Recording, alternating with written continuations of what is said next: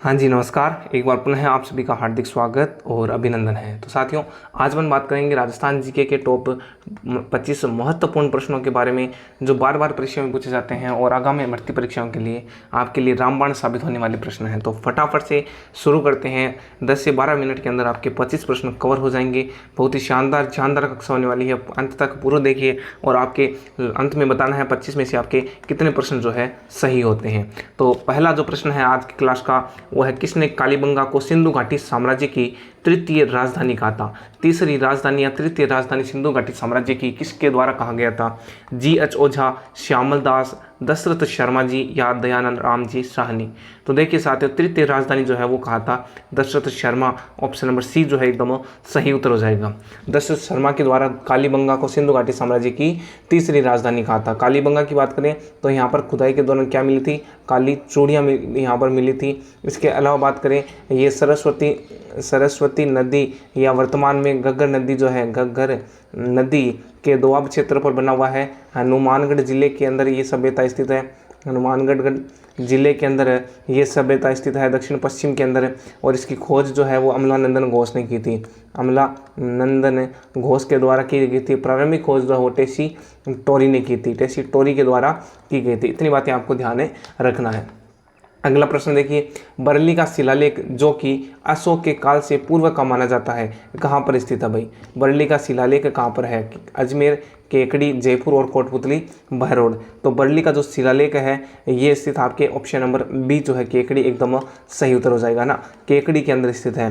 बरेली का जो शिलालेख है 443 ईस्वी का है और केकड़ी के अंदर स्थित है। भिनाई तहसील में, कौन सी तहसील अगर पूछ रहे तो आ जाएगा आपके भिनाई तहसील के अंदर स्थित है, जो राजस्थान का सबसे प्राचीनतम शिलालेख माना जाता है।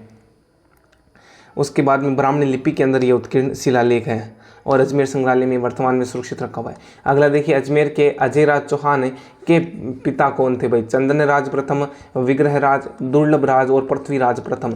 तो देखिए अजयराज चौहान जो है इनके पिता का नाम था, ऑप्शन नंबर डी जो है सही उत्तर होगा, पृथ्वीराज चौहान प्रथम।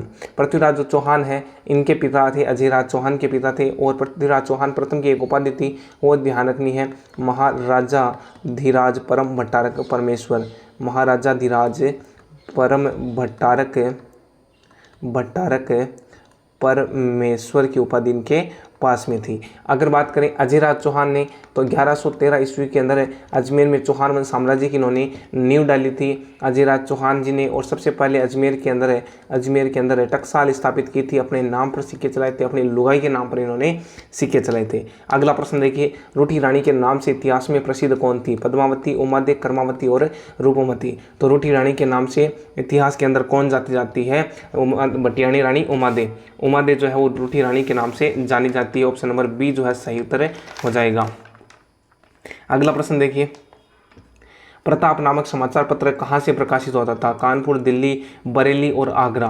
तो प्रताप नामक जो समाचार पत्र है इसका संबंध आता है, ऑप्शन नंबर ए जो है एकदम सही उत्तर हो जाएगा, कानपुर से प्रकाशित होता था। बिजोलिया किसान आंदोलन को इसने प्रभावी रूप दिया था। देश विदेश के अंदर पर पूरे समूचे देश के अंदर जो बिजोलिया जो किसान आंदोलन था इसको प्रचलित करने का श्रेय जो है वो इस प्रताप नामक समाचार पत्र को जाता है और कानपुर से प्रकाशित होता था। और प्रकाशित किसके द्वारा किया जाता था? तो आपको ध्यान रखना है, संपादक थे गणेश शंकर विद्यार्थी का नाम यहाँ से आता है। अगला प्रश्न देखिए, किलकिला तोप का संबंध किस दुर्ग से आता है? किलकिला तोप आमेर, मेहरानगढ़, जूनागढ़ और चित्तौड़। तो देखिए साथियों सही उत्तर क्या हो जाएगा? आपके किलकिला तोप जो है वो मेहरानगढ़ दुर्ग से संबंधित है। ऑप्शन नंबर बी एकदम सही उत्तर हो जाएगा, मेहरानगढ़ दुर्ग के अंदर स्थित है।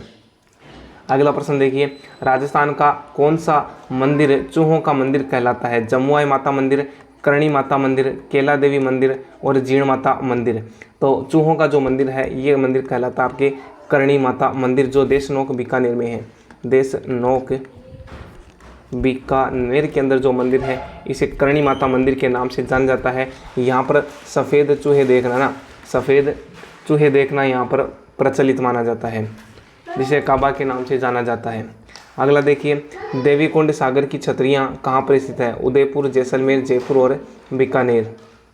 देवीकुंड सागर की छतरियाँ, तो साथियों देवीकुंड सागर की जो छतरियाँ हैं ये आपने स्थित है ऑप्शन नंबर डी बीकानेर के अंदर। बीकानेर के जो राजघराना था, राजघराना, बीकानेर राजघराना का जो शमशान घाट था,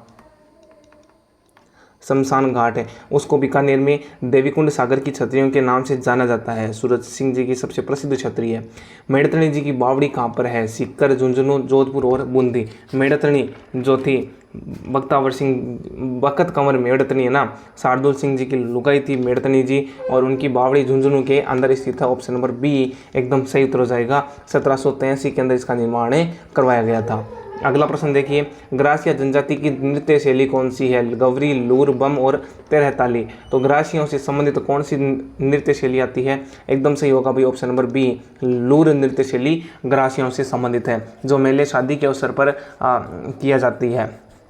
अगला प्रश्न देखिए, प्रतापगढ़ किस क्षेत्र का भाग है? कांठल का मैदान, बोराट का पठार, गोडवाड़ा लैंड और छप्पन का मैदान। तो प्रतापगढ़ जो है ये कांठल के मैदान यानी कांठे के अंदर स्थित होने के कारण ना माही नदी के कांठे पर स्थित होने, यानी कांठा का मतलब होता है किनारा, किनारे पर स्थित होने के कारण से कांठल के नाम से जाना जाता है। तो माही नदी के किनारे पर स्थित होने के कारण इसे कांठल का मैदान कहा जाता है। ऑप्शन नंबर ए सही उत्तर हो जाएगा।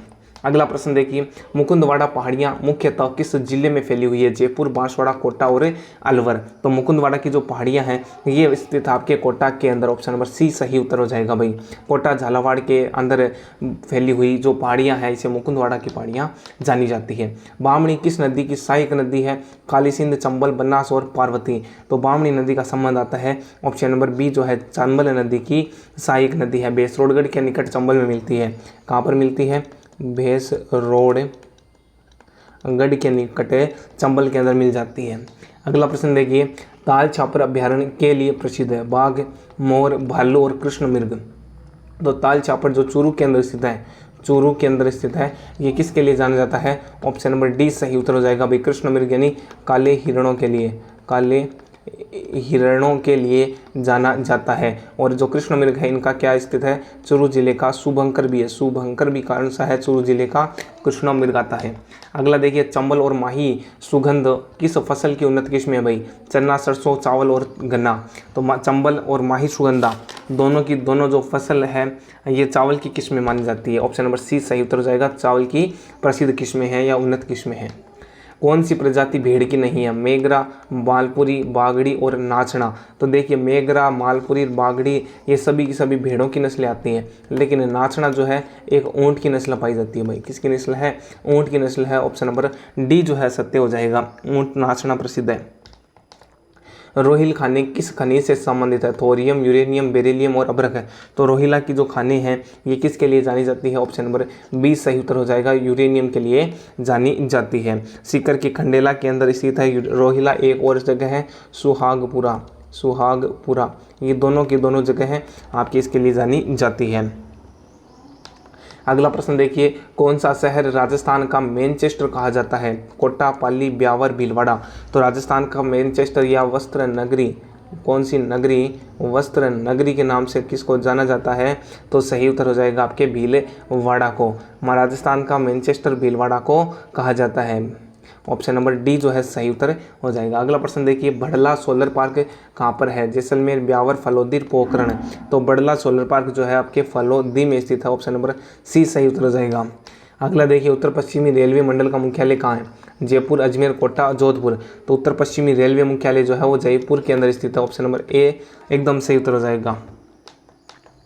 संविधान के अनुच्छेद 155 के तहत राज्यपाल की नियुक्ति निम्न में से किसके द्वारा की जाती है? तो राज्यपाल की जो नियुक्ति है, राज्यपाल की जो नियुक्ति है वो भारत के राष्ट्रपति, प्रधानमंत्री, मुख्यमंत्री या केंद्रीय मंत्रिपरिषद। तो देखिए साथियों इसका सही उत्तर होगा ऑप्शन नंबर ए जो है भारत के राष्ट्रपति के द्वारा राज्यपाल की नियुक्ति की जाती है। और अनुच्छेद कौन सा बोलता है? तो अनुच्छेद 155 के अंतर्गत इस बात का लिखित प्रावधान है कि भारत के राष्ट्रपति के द्वारा राज्य के राज्यपालों की नियुक्ति की जाती है। अगला प्रश्न देखिए, राज्य मंत्रिपरिषद सामूहिक रूप से किसके लिए उत्तरदायी होता है? विधानसभा, लोकसभा, मुख्यमंत्री और राज्यपाल। तो राज्य मंत्रिपरिषद जो है सामूहिक रूप से तो विधानसभा के प्रति उत्तरदायी होता है, लेकिन अगर यहाँ पर प्रश्न पूछ ले व्यक्तिगत रूप से, अगर व्यक्तिगत रूप से पूछे तो किसके लिए होता है? राज्यपाल के लिए व्यक्तिगत रूप से उत्तरदायी होता है। ऑप्शन नंबर ए जो है सही उत्तर हो जाएगा इस प्रश्न का। अगला देखिए, जिला न्यायाधीश नियुक्त किए जाते हैं मुख्यमंत्री, राज्यपाल, भारत के राष्ट्रपति और भारत के मुख्य न्यायाधीश द्वारा। तो जिला न्यायाधीशों की जो नियुक्ति है वो राज्य के राज्यपाल के द्वारा नियुक्त की जाती है। ऑप्शन नंबर बी सही उत्तर हो जाएगा। अनुच्छेद 233(1) के अंदर इसका उल्लेख मिलता है। अगला देखिए, राजस्थान में शासन सचिवालय की स्थापना कब हुई थी? अप्रैल 1949, नवंबर 1950, नवंबर 1949 और अप्रैल 1950। तो अप्रैल 1949 जो है ऑप्शन नंबर ए सही उत्तर हो जाएगा। अप्रैल 1949 में राजस्थान में शासन सचिवालय की स्थापना की गई थी। निम्नलिखित में से कौन सा ग्राम सभा का कार्य नहीं है? जनजाति कल्याण, ग्रामीण स्वास्थ्य, जल योजना और जनगणना। ग्राम सभा का इनमें से कौन सा कार्य नहीं आता है? तो ऑप्शन नंबर डी सही उत्तर हो जाएगा। जनगणना इनसे संबंधित नहीं है, क्योंकि जनगणना जो है वो ग्राम पंचायत का कार्य है। अगला प्रश्न देखिए, तो ये थे अपने महत्वपूर्ण 25 प्रश्न। मिलते हैं नेक्स्ट क्लास में, तब तक के लिए जय हिंद, जय भारत।